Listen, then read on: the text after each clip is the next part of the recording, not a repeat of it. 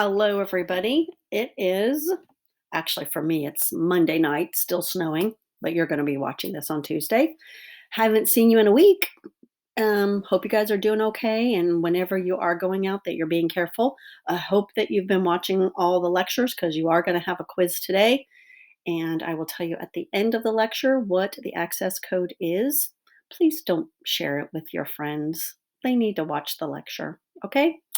All right. So, I believe, and I did not make any kind of notation with myself where we left off on our notes, but I believe we finished the interstate commerce law and we are on the top of page 7 of industrialization. I think that's where we're at.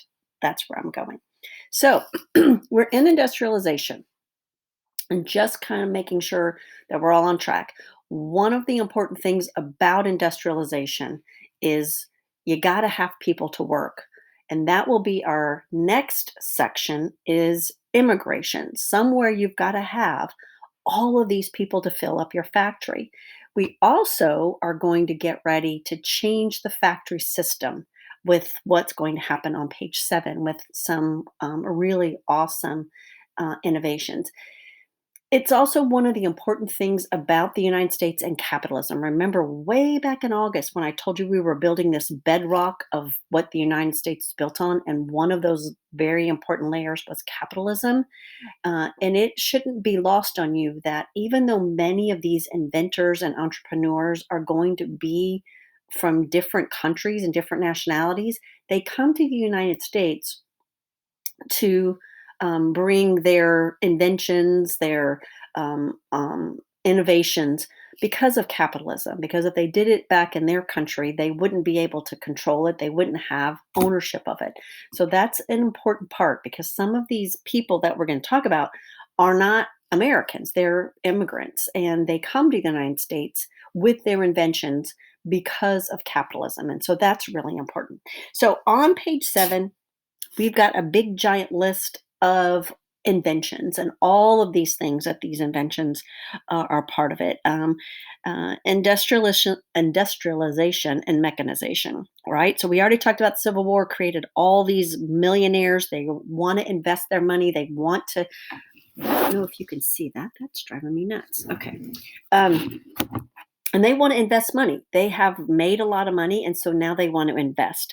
One of the things that makes the United States such an special, important place for entrepreneurship and industrialization is natural resources. We've got a lot of them. And at this point, the one that we have a lot of that's going to be um, running the industrialization is coal. We got a lot of coal. We still have a lot of coal, but most all of this is going to be run on coal and then eventually electricity and then eventually oil and then gas. So that's where we're going. So first thing we're going to get is we've already talked about Eli Whitney back with the cotton gin and interchangeable parts. He's also going to do a couple of other things that we're going to get. His interchangeable parts were perfected by industry, and now we get a whole bunch of things that machines that help with business.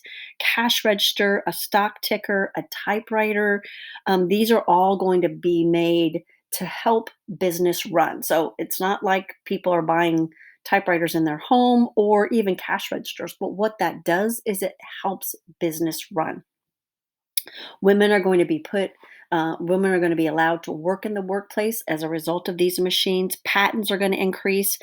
Urbanization spurred by the refrigerator car. And that refrigerator car is really going to have an impact on food and the ability to transport food from the Midwest and West, like Texas and that place, to the East Coast. The electric dynamo. The electric dynamo is going to be a generator, and the electric railway.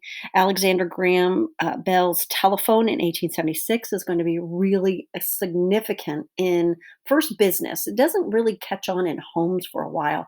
One of my favorite stories about a telephone is how do you answer it? Like we all know, we say hello. But back in the day, there was a big discussion like, how do you answer it? And there was a large contention that wanted to answer the phone, ahoy. I do that every now and then because I think it's funny. But again, the telephone is going to again change business. Young women will work as operators. So, any of you that have watched really old movies or movies about old times, you might have seen these women sitting with like headsets and they're plugging phones in and out. They're answering and then they're plugging things in. That's how phones worked back then.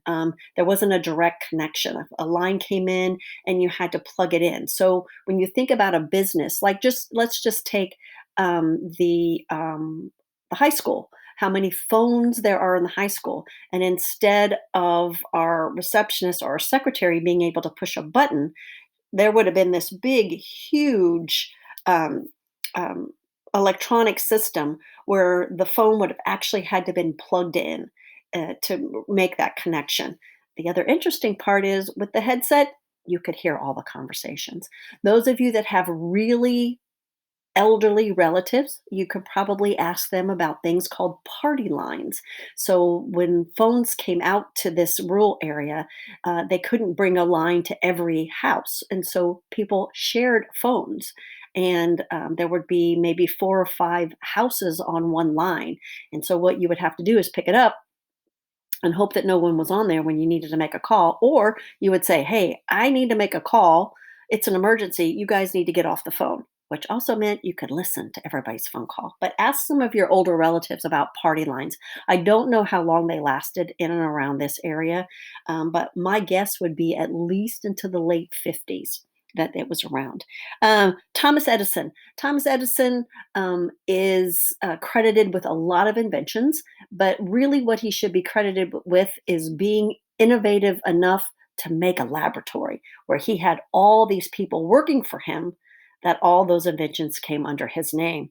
Electric light, phonograph, the mimeograph, a dictaphone, moving pictures. And again, all of these are done in his laboratory. And that's the way it works now. All of you future engineers, if you work for a large corporation or a large company and you create something, it's not your idea, it's theirs. You have to sign a waiver that anything that you create, anything you invent, anything that you improve on is the business and not yours. And you also sign when you leave that you won't take anything with you and you can't do it either. And that's kind of what Thomas Edison did. He gets a lot of credit for all of those things, but most all of it was done in a joint venture with all of those entrepreneurs. Now, what becomes the important part is E2, electricity. Electricity becomes the cornerstone of the Industrial Revolution. And I kind of mentioned that, I think, the last lecture. I don't even know when that was. That what happens now is we have electric lights, and factories can now run 24/7 and 6 days a week and different shifts and longer shifts. And that's going to radically change the workplace for workers. And this is again is going to make change, industrial change, make for the workplace change and work place, and we'll start to work like with unions and things like that. So, cities are going to have lights, we have electric cars, all those things are going to change. Now, we have two things, business terms that we need to know because they're really essential in understanding the corruption and the money made in the Gilded Age. And it's the bottom of page 7 and the top of page 8. It's called the trust systems. And again, it's destruction of competition. That's what this is. They are going to destroy competition. Capitalism is based on competition. That's what it is. Adam Smith gives us this idea of hands off, laissez faire, the market rules, and these people are going to run with that. So we have two types that we need to know. The first one is vertical integration. And gosh, I hope I get this right. I usually have to have someone correct me, but vertical, I think, is this way. So vertical integration means controlling every aspect of the production process. And that is going to be pioneered by Andrew Carnegie. And Andrew Carnegie is steel, and you have to know that. He's steel. He's from Pittsburgh. He makes steel. That's where Steelers come from. But what this vertical integration means, I'm Andrew Carnegie. I own all steps of the process. I own the coal mine where stuff is dug out of. I don't know if that's what you really use to make steel. I own all the means of production from the beginning of where you dig something out of the ground to where at the end there's a steel bar. And what that does is it gives me access to all parts. Now, that is not the part, but that horizontal integration isn't as quite as destructive as you see. The destructive one, the one that crushes competition, and the one that you probably need to know the most about, is at the top of page 8. It's called horizontal integration. It means you have cornered a market. And the person that does that and tests that really, really well is John D. Rockefeller. This guy is going to be the guy. He is going to be the wealthiest person in the history of our country. He is still the wealthiest person in the history of our country. And he is and does this with Standard Oil. So he built this trust. Stockholders all put theirs in with his company, and he is the head of Standard Oil Company. Now, what does a horizontal integration do, and why does it kill competition? So, what happens is I'm Rockefeller, and we're just going to use Sullivan County because it's easy. I own every single gas station in Sullivan County. I own them all. I own every single one of them. I set the prices, and I own all parts of them. So, if now I don't have anybody to pick on, but if someone wants to open a gas station in Sullivan, I can instantly put them out of business within probably a week. And how do I do that? I lower my prices. I have so much money. I have so many gas stations that if someone opens a gas station and charges $1 a gallon, I can just bump mine to 80 cents. And I will send someone over to his gas station from Standard Oil and say, look, here's what's getting ready to happen. You're going to get run out of business. Because why? I got all these gas stations and I can drop my prices because I have billions of dollars. So why don't you just go ahead and let me buy you out? Because that's what's going to happen. Your choice is you go out of business and owe a lot of money, or you let me just buy you out. Now, let's say the guy says, no, I'm not going to do that. Standard Oil, I'm going to stand my ground. I can fight with you. Not going to happen. So I'm going to lower my gas to 80 cents. Then the next day or instantaneously, I'm lowering mine to 50 cents a gallon. You're never going to win. And it is ruinous to capitalism. And that's why it's not allowed anymore. It's not allowed. It's called a monopoly. And it's against the law in the United States of America because it is anti capitalism. But this is how Mr. Rockefeller gets so rich because he doesn't just do this in Sullivan, he does it across the whole country. The whole country. Nobody can get into the oil business because Mr. Rockefeller has so much money that you're never going to be able to get into the business. So, was worth $900 million. $900 million in 1897. So you go ahead and figure out that. I can guarantee you it's more than any money that anybody else has in our country. It is absolutely astronomical. And that's why you're never going to beat him. Never going to beat Rockefeller. JP Morgan, who you also need to know. So you need to know what these people are. You need to know that Carnegie is steel, Pittsburgh Steelers. You need to know that Rockefeller is oil. And you need to know that JP Morgan is money or banks. Think Chase Manhattan Bank if you know anything about banks. Morgan, JP Morgan, it's still a bank. Still a bank. So what he does is he just loans everybody money. Holding companies, he buys shares in everybody's company, he holds all the shares, and he just is really smart with money. He doesn't have a product, he doesn't make anything, he just has a lot of money. At his high point, he has more money than the federal government, and presidents come to his office on behalf of the federal government. That's how much money these people have. So, steel industry. Now we're going down to page 8. Steel industry, cornerstone of the second industrial revolution will be steel.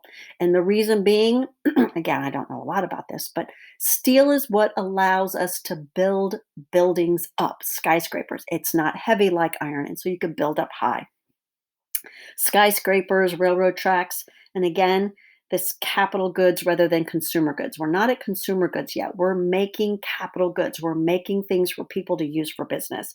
By the 1900s, US producing as much steel as Britain and Germany combined. Again, that is a fairly phenomenal, rapid change for the United States. The Bessemer process is what does this steel thing. I don't know that that ever is asked on a question, but I like you to know about it. On the top of page 9, Andrew Carnegie. He is our rags to riches. And so really is Rockefeller. They are not born of wealthy people. They kind of make their own way. Rockefeller and Carnegie. Carnegie comes from Scotland as a boy, impoverished. He's poor. He sells newspapers and he starts again to get his money. And we'll look at Mr. Fick again when we get to union issues. By 1890, Carnegie was producing about a quarter of the nation's steel. He's going to sell his company to JP Morgan for $400 million. And again, that's like in 1890. Like, that's so much money. He spends the rest of his life giving his money away. And we'll figure out a little bit more why he does that as we move into the issues with workers. And he does this with places like Carnegie Hall. Our library in Sullivan, Indiana is a Carnegie library, and what those libraries did, and that's the reason why that building is so beautiful. It's a Carnegie building. So what had to happen, and if you ever are in or go to the library, there's one of those nice historical markers in front of the library. And what usually had to happen was a group of people, usually it was ladies, had to raise matching funds, and then Carnegie would match it. And it built libraries all across America. And so he does that, and we'll find out why in the next section of why he's kind of giving away all of his money. JP Morgan owned a Wall Street banking house, which financed the reorganization of railroads. In 1901, he launches United States Steel Corporation, which is again the Pittsburgh place. Combined with Carnegie, he capitalized at $1.4 billion in that time period, greater than the sum of the entire nation. And again, there's another name, Schwab. Those of you that pay any attention to finances, he's going to be part of Bethlehem Steel.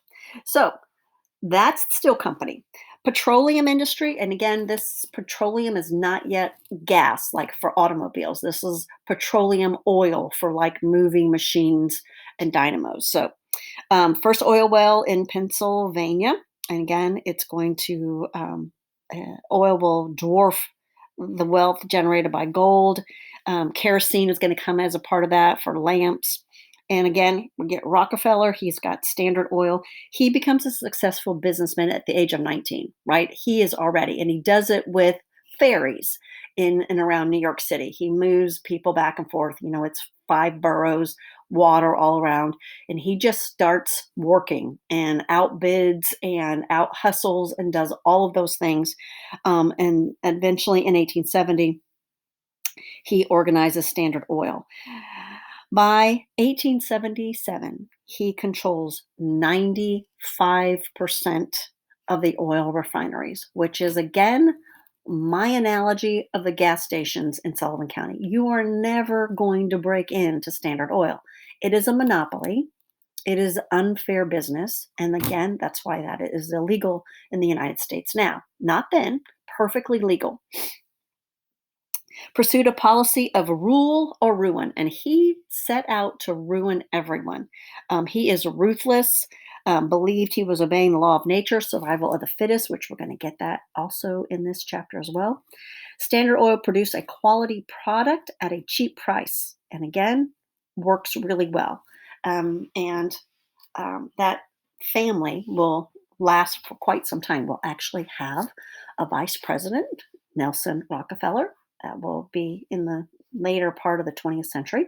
Here's some other names that maybe you know. Swift, and Armour, as in Armour hot dogs, or Swift with other meats. They become the kings of the meat industry. And again, those meats will be potted meats, sausages, that kind of thing. Um, Andrew Mellon is another financier who becomes the greatest venture capitalist. A venture capitalist is someone that puts up money for someone's scheme or someone's invention or someone's entrepreneurship. It's a big risk, venture capitalist, but when you're good at it, you're good at it. Expert ability to select back and acquire shares of promising ventures such as aluminum or company, Gulf Oil, and Pittsburgh Coal. People that are good at this make a lot of money. If you're not good at it, probably not going to make that much money. On page 10, one of the really important things is to draw a box around this nouveau rich. That's new rich people. The idea again of this is these middle class, upper middle class moving into the ability to make money in investments, and that will be the draw. We are now leading up to and headed toward, even though, excuse me, we're 30 years away, but we're getting ready and we're heading to that big, giant economic crash. And it really does start here with all of this stuff, with people understanding how can I get rich? Because that's what everybody wants. This quick, rich stock market. Invest, invest, invest. So that's where we're headed with this. The bottom of the page is where we get what Mr. Rockefeller was talking about, survival of the fittest, and it's called social Darwinism. My AP Euro people, I hope you remember this because it is really a crucial part of this Gilded Age time period. It kind of lets everybody off the hook of taking care of other people or getting rich at the expense of others. So Charles Darwin writes the book Origin of Species, which is again about animals, not people. And he gives us this theory of the survival of the fittest with animals. And most importantly, saying that if animals don't adapt to their surroundings and their environment, they will become extinct. Animals, animals, Galapagos Island, all that stuff. It's rooted in biology.